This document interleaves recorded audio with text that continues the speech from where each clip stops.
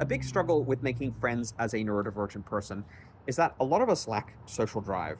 We're pretty content with our own company. We would like to spend our days off hanging out at home or our time when we're free, engaging in a passion or a hobby or something that, makes us feel comfortable, like hanging out with our pets, rather than going to a high stakes social arena where we're going to have to perform, mask, camouflage, compensate, and we're going to feel socially drained and exhausted by the end of it. And then we're going to also possibly get negative feedback when we don't succeed in our social interaction, and it'll give us more incentive to not go out. It'll disincentivize the experience of socializing and connecting with others. And that disincentivizing can also contribute to the low social drive. We might have an inherent ability to prefer our own company, or inherent tendency rather, and that's then fed by a series of negative experiences, social experiences, where we were mistaken, misunderstood, our behavior was misattributed to the wrong cause or the wrong reason, our intentions were misread, and then we've had to scramble to explain ourselves, to justify ourselves, to rationalize what we did, and then take care of other people's feelings, because their feathers will get all ruffled because of this misunderstanding. But the fault and the problem will be laid at our own feet. It won't be seen as a mutual experience. It is our fault, and we have to make restitution. We have to repair the rupture. We're solely responsible for it. And that low social drive then creates this kind of loop of where you won't meet people, so you don't feel inclined to actually seek them out because you can't see the benefits, because you've learned to be fine and be content with whatever the status quo is, your own company, or just hanging out with your pets or whatever it is. And then you can't explain to yourself, you can't find reasons to explain to yourself the value of going and socializing if you're already having, for the most part, your needs being met. Like, why would I risk this? Why would I suffer sensory overwhelm? Why would I deal with a crowded, busy, noisy room to interact with people? Why would I want to face social rejection? It'd be a lot easier just to stay in my little box that I live in and not come out of it. And that's quite comfortable for most people, and a lot of us linger there. And then we can marshal so many justifications beyond, wanting to avoid the negative. We can argue in favor of all the positives of, I get to do the thing that I'm passionate about. I get to be comfortable, physically speaking. I get all my needs met. I don't want to shake that up. I'm happy with where I'm at and what I'm getting. And so then we become more and more content with this low social drive. And then when we suddenly want company, when we realize we're isolated, we've spent years doing this, and it seems like a huge uphill struggle to put ourselves back out there, to meet new people, to make new friends.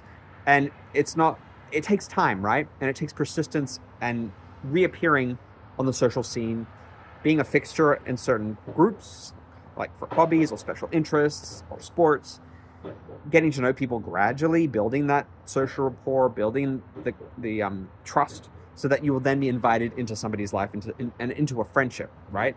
It can't happen instantaneously. So if you go all out, go cold turkey on social interactions, isolate yourself for long periods, and suddenly you're like, oh, wow, okay, this isn't working, you then have to make up all that lost time that you spent isolating to then build those relationships, which is another thing that disincentivizes us, because a lot of us, especially through ADHD like me, want the thing when you want it. You want it then and not later. You don't want to wait, you want to have it.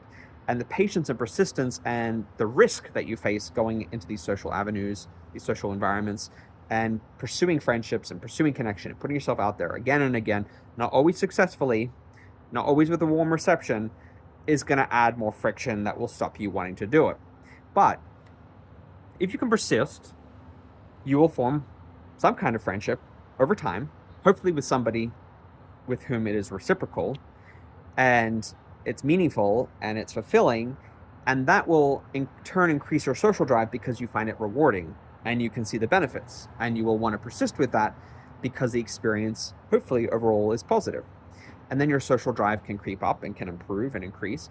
You might hit a certain ceiling, and like that's the most you can do. For me, for example, one social interaction is usually fine for me on a weekly basis. If I'm interacting with people for my work, Monday to Friday, I can just do one social thing, and it won't be midweek. It'll be on the weekend when I have to have time to decompress. So that's for me my social ceiling, but my social drive is there. And I still want to go out, and I still want to meet people, I still want to have social interactions, I still want to build friendships.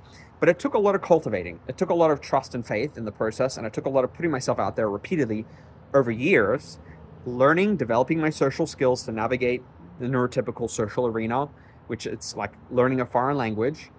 And because they're the majority, that's generally how a lot of these social encounters are designed. It's by and for them. And we can learn to live in that world as much as we can live in our own neurodivergent world.